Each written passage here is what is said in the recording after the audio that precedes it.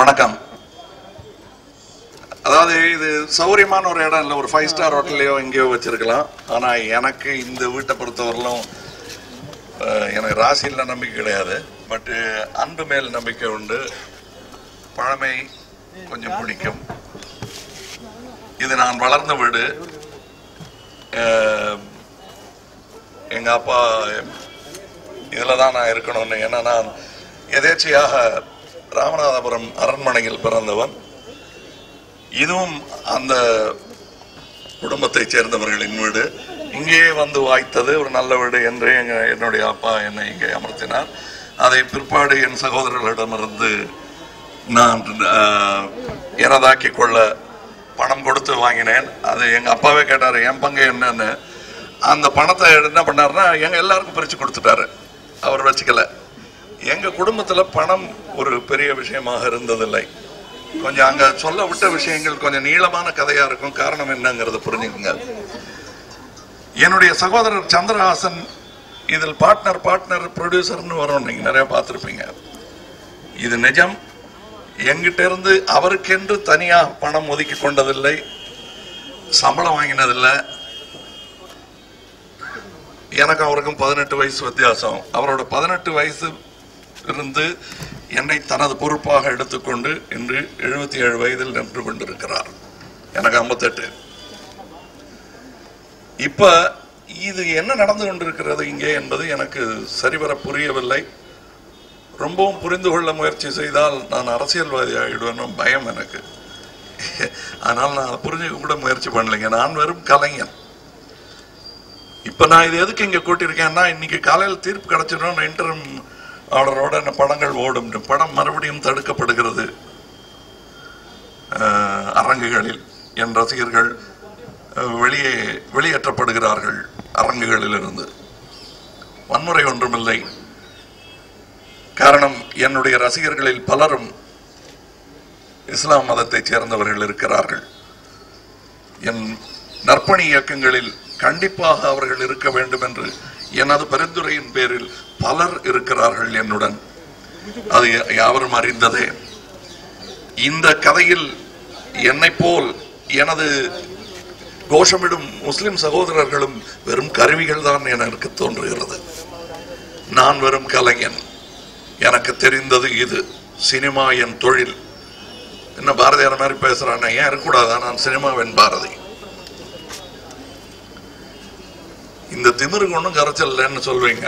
ஏன்னா அது மட்டும்தான் மிச்சம் இருக்கிறது, என் திறமையும் திமிரும். அதற்கு காரணம், எனக்கு கற்றுக் கொடுத்தவர்கள் எல்லாம் நேர்மையானவர்கள், என் தகப்பனார் உள்பட. பணம் எங்களுக்கு பெரிய விஷயம் அல்ல.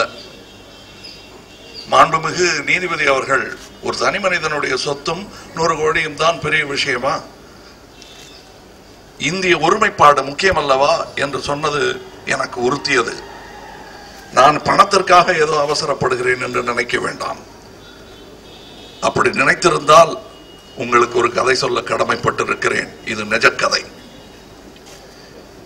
இந்த படத்தின் மீது முழு நம்பிக்கை வைத்து, என் திறமையின் மீது முழு நம்பிக்கை வைத்து, அதைவிட அதிகமான நம்பிக்கை என் ரசிகர்கள் மேல் வைத்து, எனக்கு சென்னை சுற்றுப்புறங்களில் இருக்கும் தாவர சொத்துக்கள் அனைத்தையும் இதில் முதலீடு செய்திருக்கிறேன்.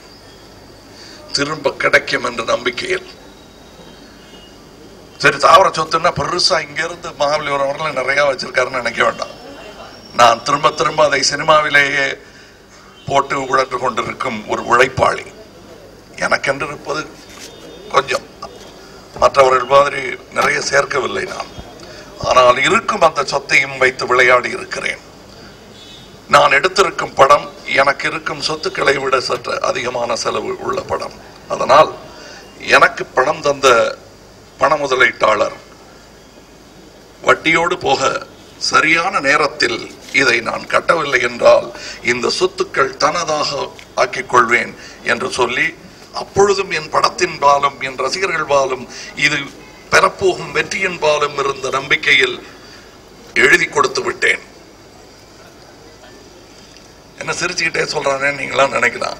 எனக்கு இவ்வளவுதான், என் திறமை மிச்சம் இருக்கிறது. இது முதல் தடவை அல்ல. இதற்கு முன்னாடி 0ல இருந்து ஆரம்பிச்சு மறுபடியும் இங்கே வந்திருக்கேன். இது 3ஆம் முறை என் வாழ்க்கையில் நடக்கிறது. ராஜபார்வை என்ற படத்தில் இதே மாதிரி நம்பி பண்ணபோது எல்லாம் போச்சு. அவ்வளவுதான், இனிமே எந்திரிக்க முடியாது. ஏன்னா கட்ட வேண்டிய கடன் படி பார்த்தா நான் ஒரு 7-8 வருஷம் வேலை செய்யணும். அப்பெல்லாம் வரி ஜாஸ்தி கட்டணும். பை தி வே, நான் வரி கட்டாமல் இருந்ததில்லை. 0 டாக்ஸ் அரியர்.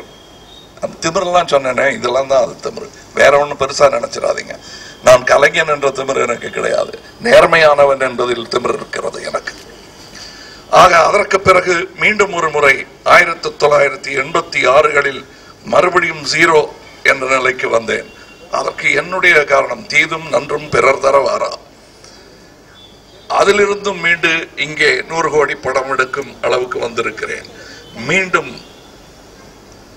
வர எனக்கு துணிச்சல் உண்டு, திறமை உண்டு, நண்பர்கள் உண்டு, சாப்பிட நிறைய வீடு உண்டு. தங்கத்தானே வீடு இல்லை, என்னை குடியமர்த்த தெரியும் என் தமிழ் ரசிகர்களுக்கு.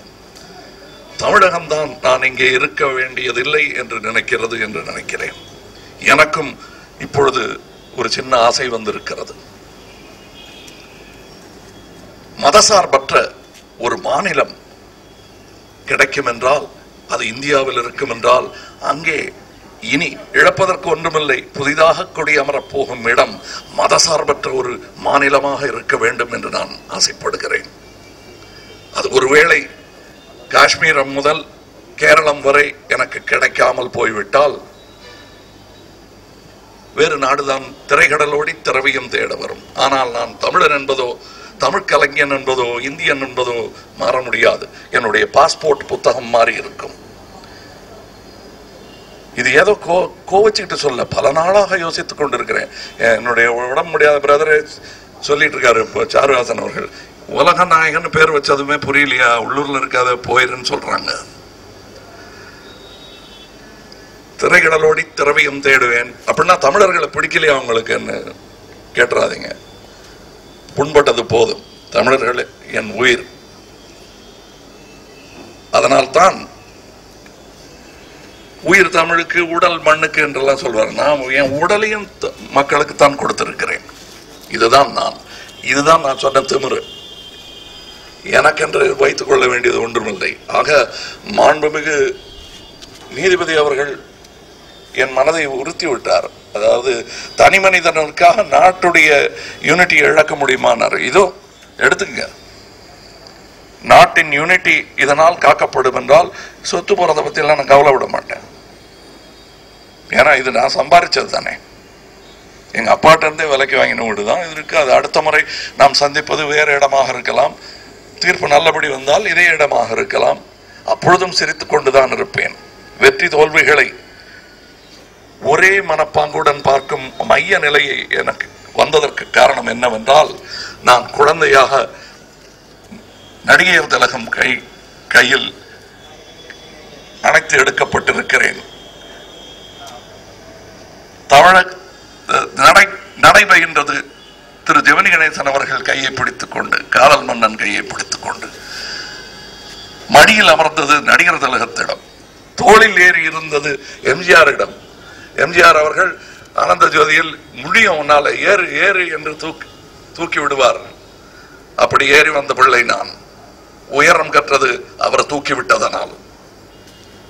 எனக்கு பயமில்லை. என்னை தனி மனிதன் தானே என்று வீழ்த்தி பார்க்கலாம் என்று நினைக்கலாம். வீழ்வேன் விதையாக, வளர்வேன் மரமாக. அப்பவும் நீ தனிமரம் தானே என்றால் அதன் மேல் பறவைகள் அமரும், மீண்டும் விதைகள் விழும், சோலையாகலாம். ஆனா நான் இதுக்கு முன்னாடி சொன்னேன், நடிகர் திலகம் அவர்கள் நான் எழுதிய வசனத்தை பேசி பார்த்து ரசித்தவன் நான். விதை நான் போட்டது, அவ்வளவுதான் என் சந்தோஷம். வேற என்ன இருக்கு? அதை இருந்து பார்க்க நான் இருந்தால் சந்தோஷம். இல்லை என்றால் சோலை காற்று சுதந்திர காற்றாக வீசட்டும். இதை தவிர சொல்ல வேற ஒன்றுமில்லை. கேள்வி பதில்கள் கேட்க இது நேரமில்லை. காரணம், கோர்ட்டில் சப்ஜூடிஸாக இருக்கிறது. அதிகம் பேசி என் நிலையை இன்னமும் மோசப்படுத்திக் கொள்ள நான் விரும்பவில்லை. நன்றி, வணக்கம்.